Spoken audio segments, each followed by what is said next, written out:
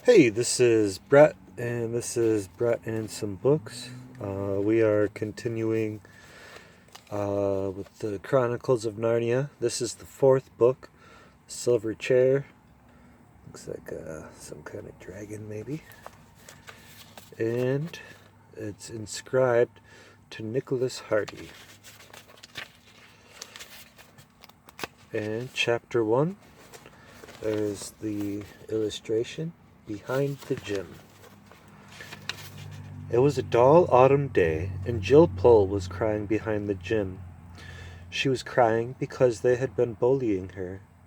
This is not going to be a school story, so I shall say as little as possible about Jill's school, which is not a very pleasant subject. It was coeducational, so a school for both boys and girls. What used to be called a mixed school, some said it was not nearly so mixed as the minds of the people who ran it. These people had the idea that boys and girls should be allowed to do what they liked, and unfortunately, what 10 or 15 of the biggest boys and girls liked best was bullying the others. And all sorts of things, horrid things, went on which at an ordinary school would have been found out and stopped in half a term, but at this school they weren't. Or even if they were, the people who did them were not expelled or punished. The head had said that they were interesting psychological cases and sent for them and talked to them for hours. And if you knew the right sort of things to say to the head, the main result was that you became rather a favorite than otherwise. That was why Jill Pole was crying on that dull autumn day on the damp little path which runs between the back of the gym and the shrubbery.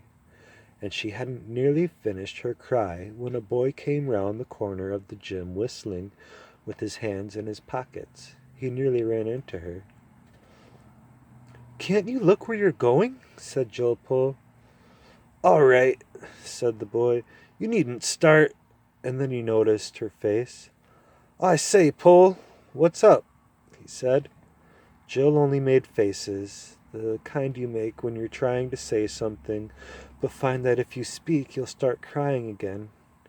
"It's them, I suppose, as usual," said the boy grimly, digging his hands farther into his pockets. Jill nodded. There was no need for her to say anything, even if she could have said it. They both knew.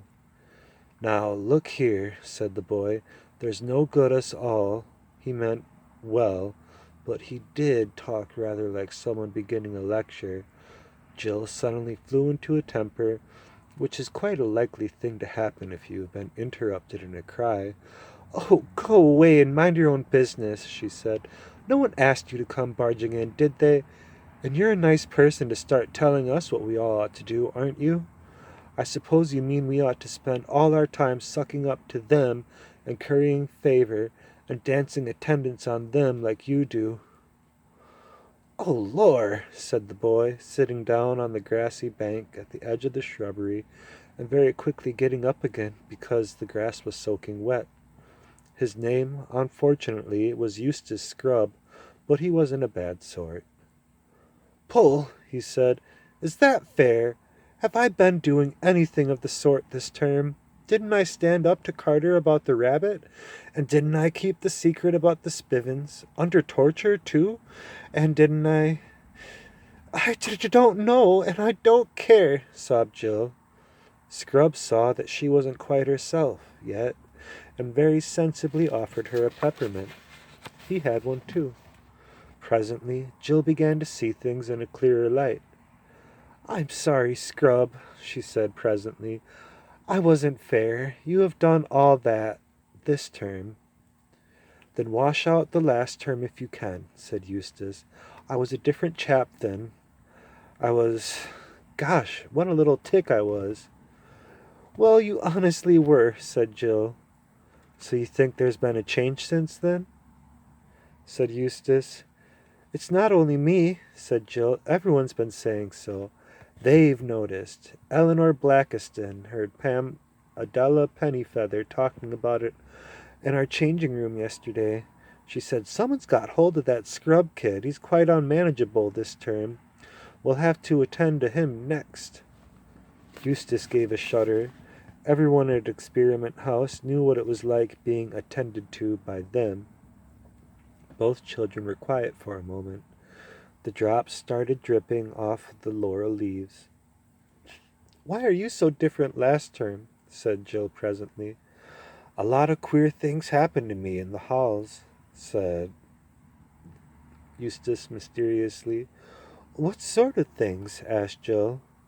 Eustace didn't say anything for quite a long time. Then he said, "Look here, Pole, you and I hate this place about as much as anybody can hate anything, don't we?" "I know I do," said Jill. "Then really, I think I can trust you." "Damn good of you," said Jill.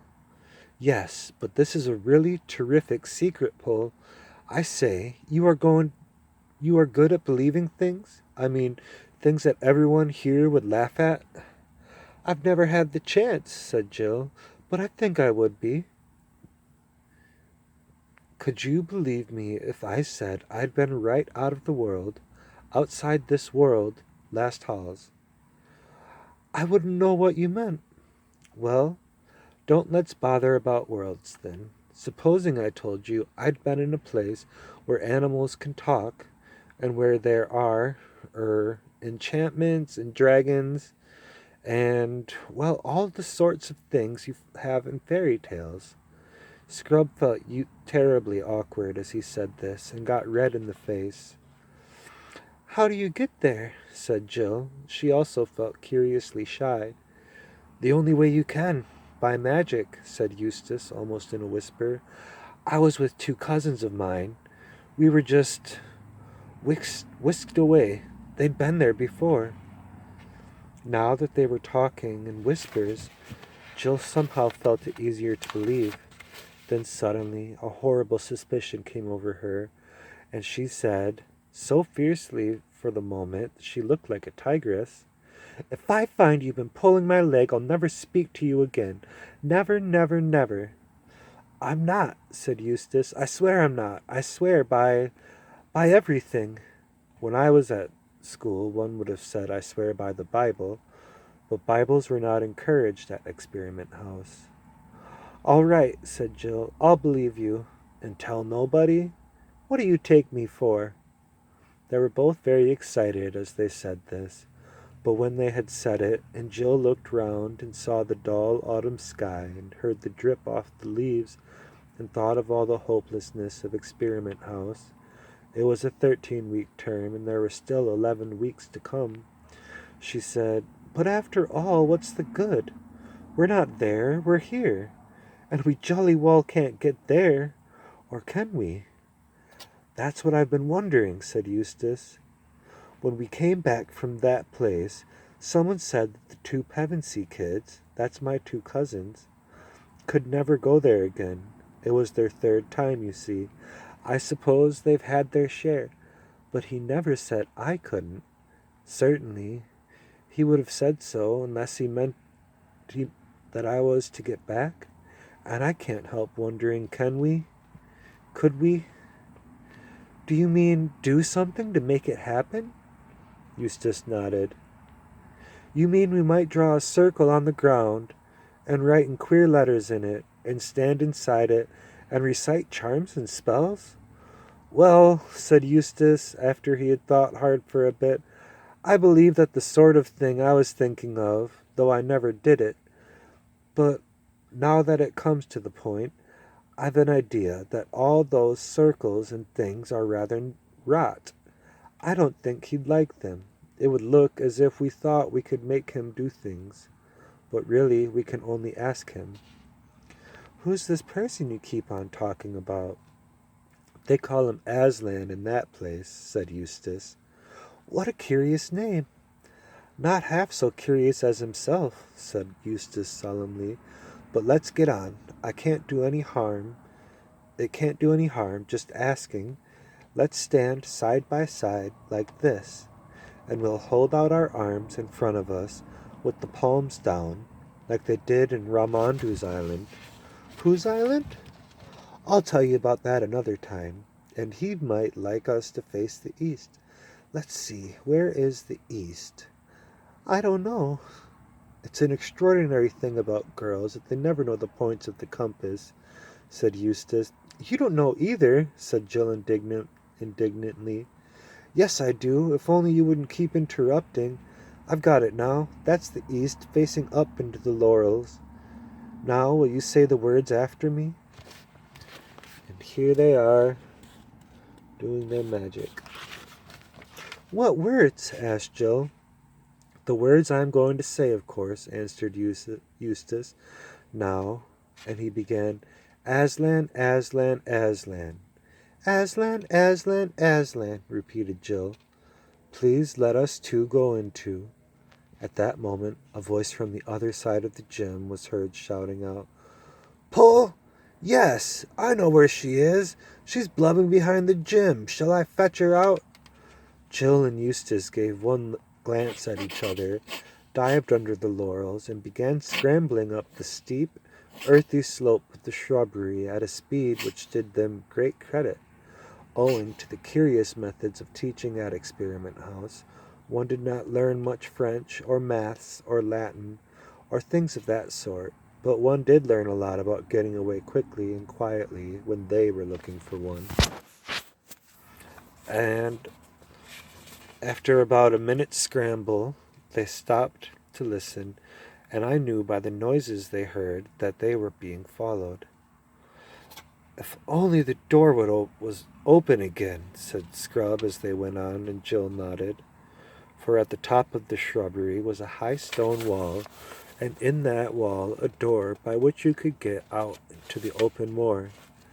This door was nearly always locked, but there had been times when people had found it open, and perhaps there had been only one time, but you may imagine how the memory of even one time kept people hoping and trying the door, for if it should happen to be unlocked, it would be a splendid way of getting outside the school grounds without being seen.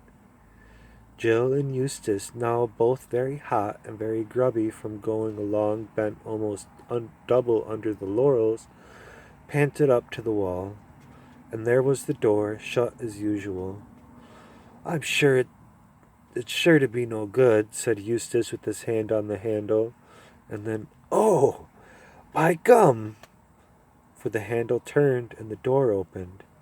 A moment before, both of them had meant to go through this doorway into that double quick time, if by any chance the door was not locked, but when the door actually opened, they both stood stock still. For what they saw was quite different from what they had expected. They had expected to see the gray, heathery slope of the moor going up and into join the dull autumn sky. Instead, a blaze of sunshine met them. It poured through the doorway as the light of a June day pours into a garage when you open the door. They made the drops of water on the grass glitter like beads and showed up in the dirtiness of Jill's tear-stained face. And then the sunlight was coming from what certainly did look like a different world, and they could see it.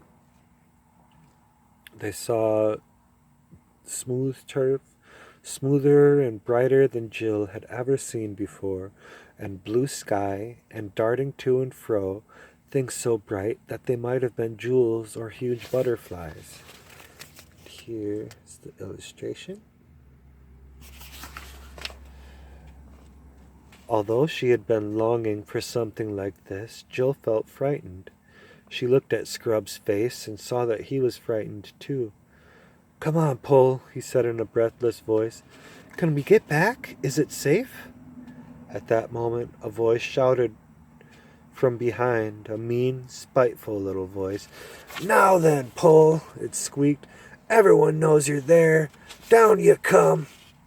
It was the voice of Edith Jackal, not one of them herself, but one of their hangers-on and tale-bearers. Quick, said Scrub. Here, hold hands. We mustn't get separated. And before she quite knew what was happening, he grabbed her hand and pulled her through the door, out of the school grounds, out of England, out of our whole world into that place.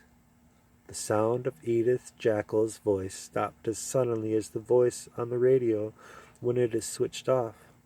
Instantly, there was quite a different sound all about them. It came from those bright things overhead, which now turned out to be birds. They were making a riotous noise, but it was much more like music, rather advanced music which you don't quite take in at first hearing, than bird songs ever are in our world. Yet, in spite of the singing, there was a sort of background of immense silence. That silence, combined with the freshness of the air, made Jill think that they must be on top of a very high mountain.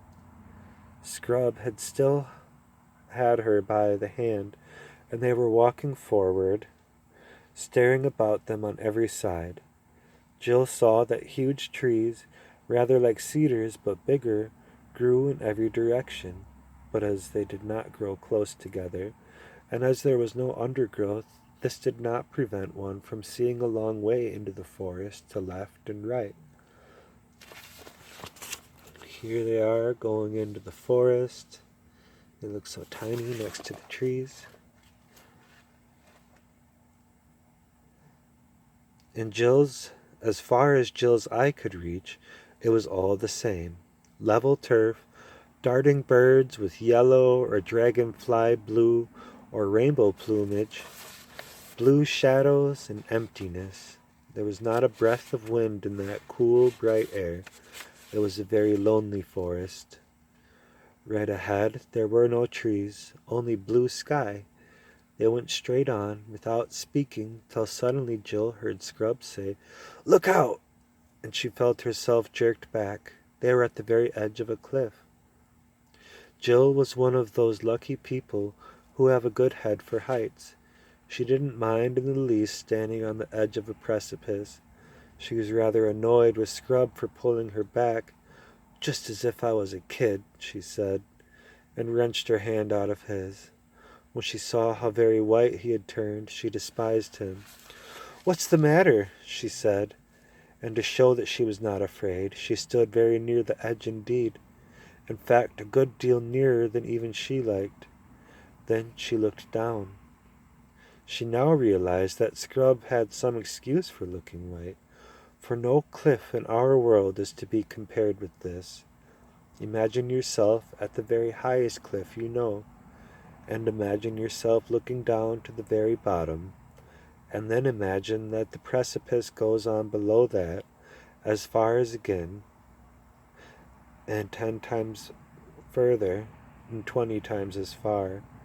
And when you've looked down all that distance, imagine little white things that might, at first glance, be mistaken for sheep, but then you realize that they are clouds, not little wreaths of mist, but the enormous white puffy clouds, which are themselves as big as most mountains.